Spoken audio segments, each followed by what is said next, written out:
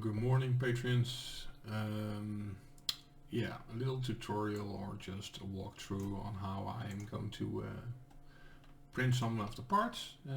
This from the first package of files. I'm going to add all the parts into Simplified 3D. That's the slicer that I use.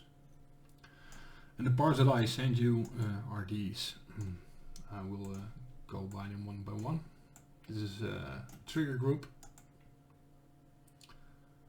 right there, and if you can see right here, hold on, there's this little slot right here.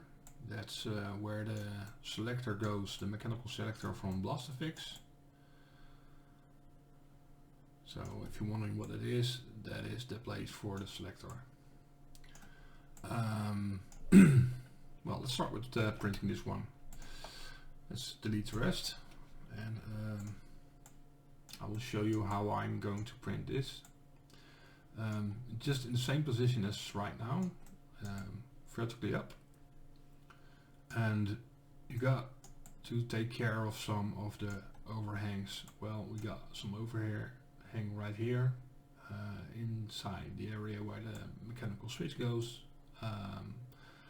The little channel right here for the wire.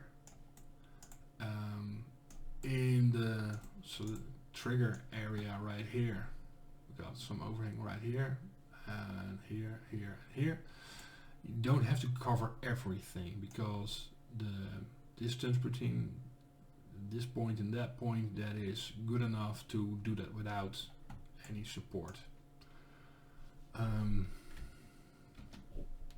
I will add it all manually. If I go by normal and I just click generate automatic support, it will, well, add a lot of support, and that's way too much. So I'm going to clear all the supports and add it manually. It is set to 2 millimeters. I'm going to change that to 3 millimeters for, yeah, there's plenty of support wideness, and if you go down to 2 millimeter, just adding a lot of material that you're going to waste, so don't do that. So we start here, just click them and bring them to the outer edge of the object and avoid contact with the side of this part. Of course, there's a setting I will show you later on how you can set it to the distance to the wall to prevent merging of the support with the object. This is a big area, so I go to 5 millimeters, and I will just add them like this. Another way to see what you do is go to this tool. This is a cross section. And if you go to reverse section view, you will get this option. Now, you can just use a slider of the Z axis to see what you're doing. You're going to rotate and drag until you got a good view of it, and you can place them just like you want. Right there. Why I'm leaving this? Because the distance from this side to that to the support there is wide enough to bridge, so that's fine. And it's always a sport for me to do minimal support, but always add enough.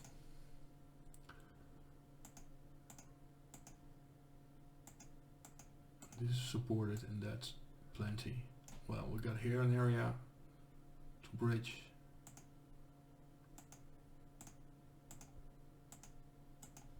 and that's about it.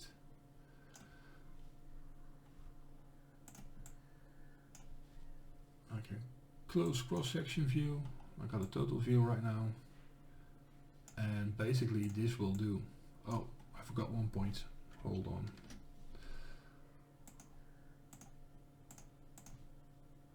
This right here.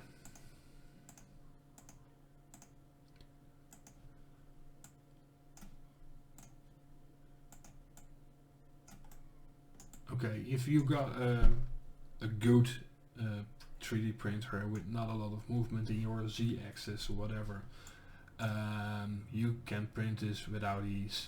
But sometimes when there's some movement in the Z-axis, this can be a problem.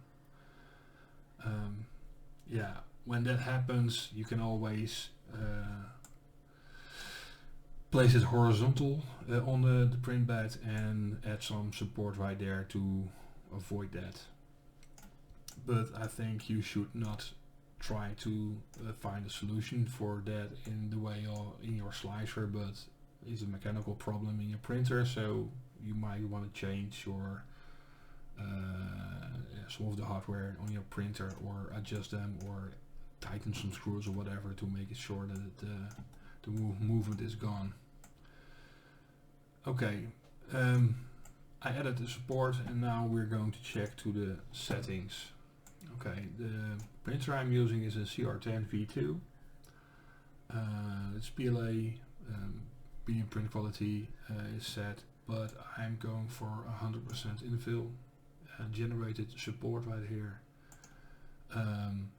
Now we got, normally when there is like 15% infill or whatever, you use 5 top, outer and bottom layers, but that's not necessary. Just bring it down to 2.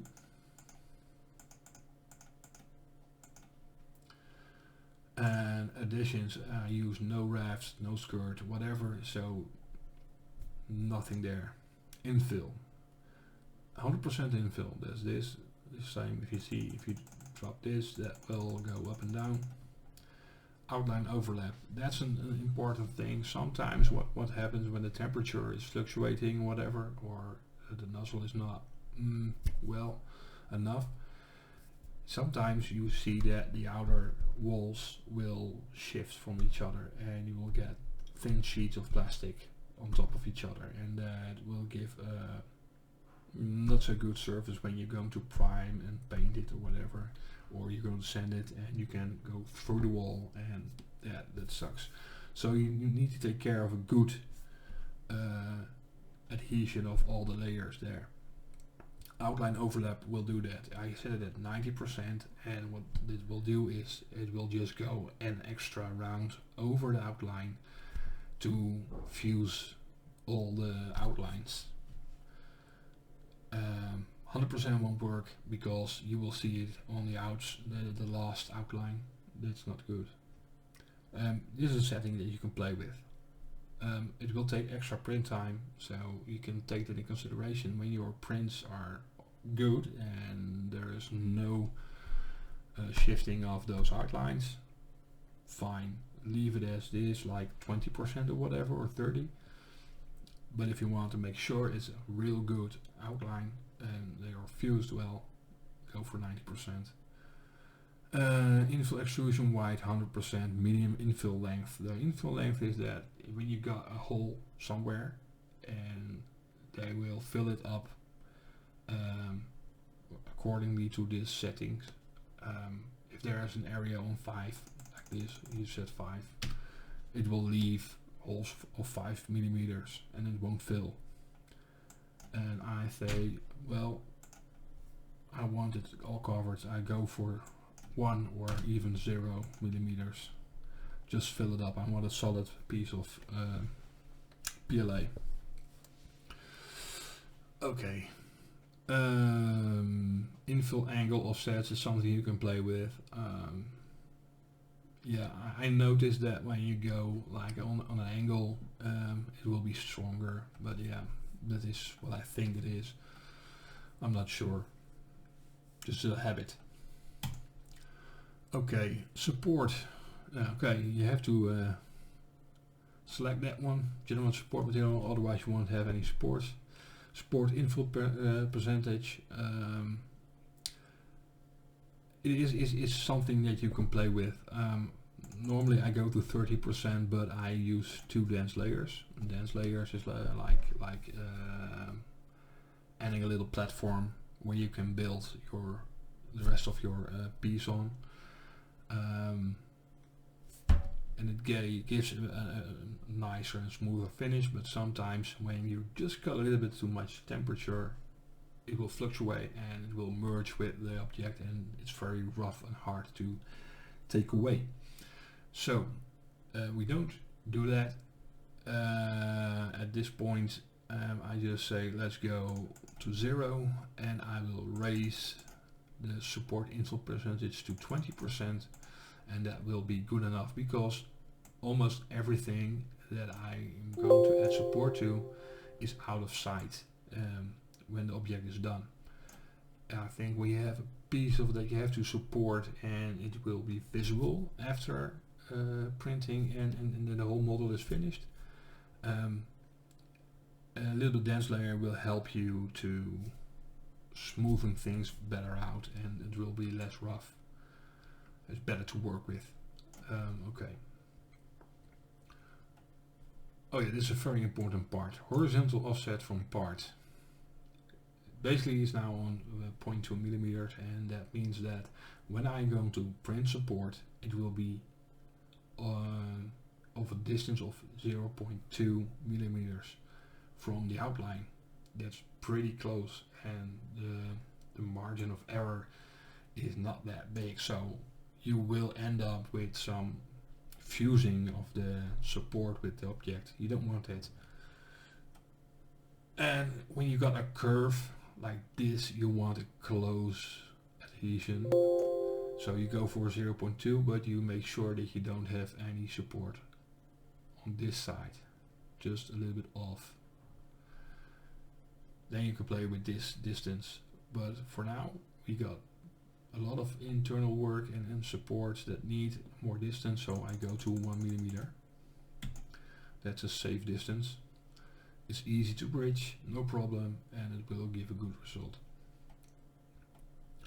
Temperature is completely dependent on what kind of material you're using and brand, because the PLA from brand A is totally different compared to brand B, and I normally and also the room that you're working in, and depending on the cooling of your printer is yeah, very important to look at.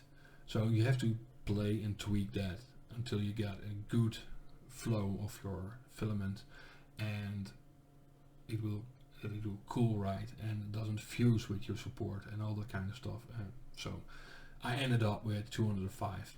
My PLA is set to 185 to 215, so I'm in the middle of that.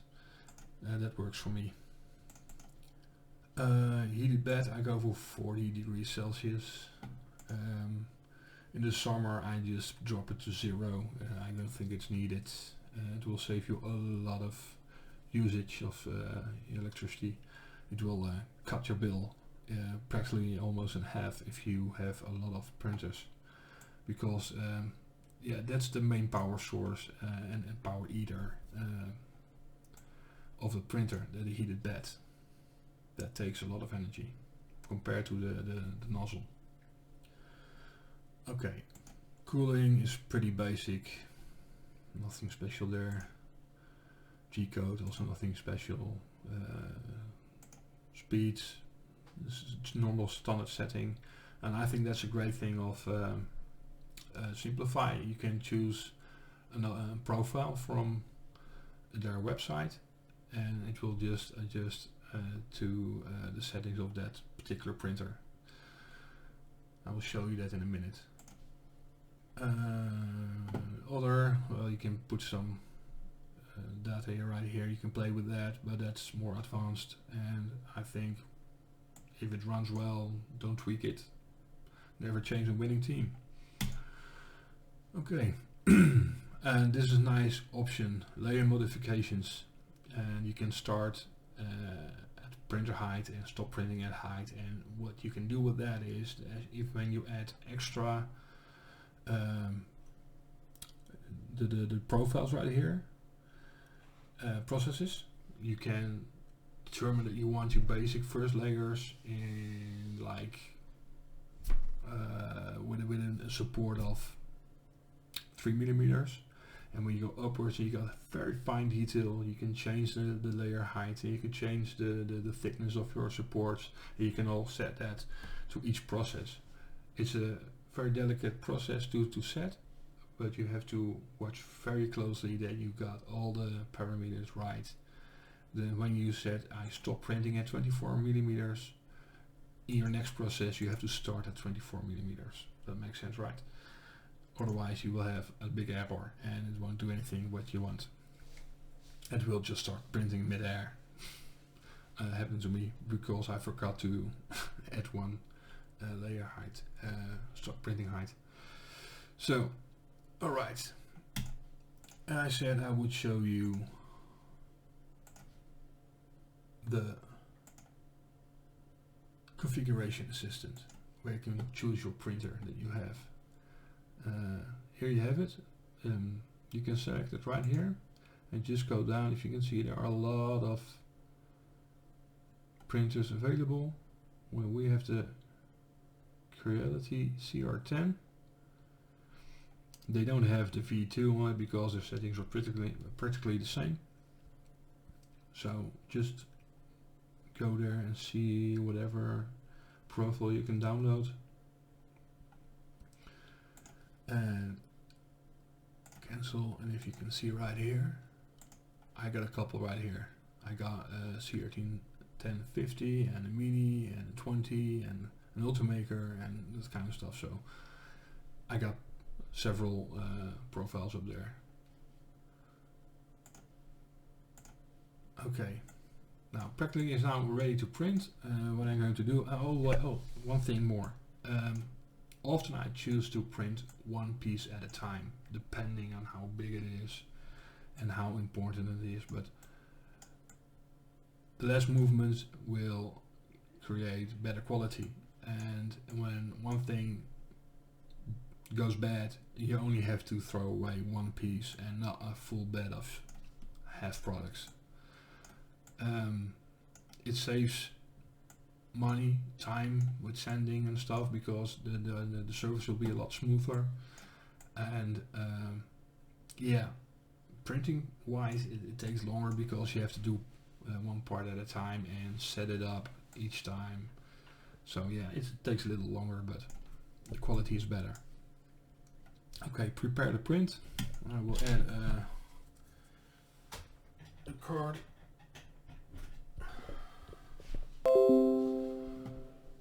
Let's see. For some reason I always like to, for a new project, I like to format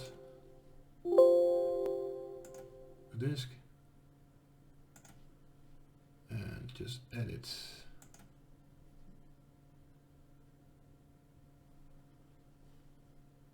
And it's successfully exported to my SD card. Now we can see what it does by play. Can you see it? It's solid, and I like solid because it's easy to make an extra hole for a screw, whatever, if you need that, and it just gives some extra body and weight, and the lifespan of your parts are way longer and less likely to warp or bend due to heat in summer. So that's another thing to think about. And yeah, I think it's basically I do it more for the quality of the object, and people have something in their hands that has some weight to it and strength, and that gives confidence to what they are using.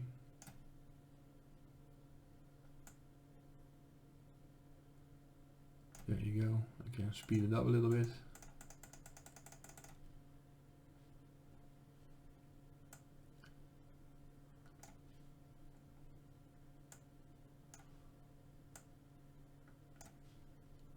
There you go.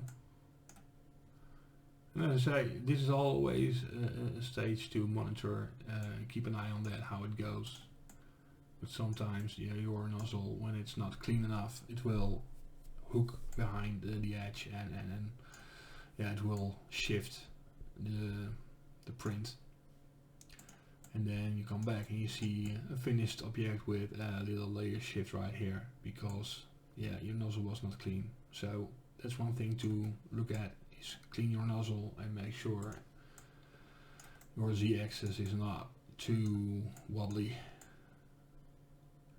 So let's print this, and yeah, I will drop a picture when it's done, and I will do more videos about printing these kind of parts, and I will show you some problem areas that you can encounter during the print of the E-22. There are some things that some parts that yeah, are complicated, and you have to pay attention to that. So, and support is always a main issue there. So yeah, there will be a topic that will return, adding supports. So thank you for watching, and if you got any questions, let me know. You can send me a message on Patreon, or just by email, or on the YouTube video you can place there a comment or whatever, or just PM me on Facebook. So thank you, and bye bye.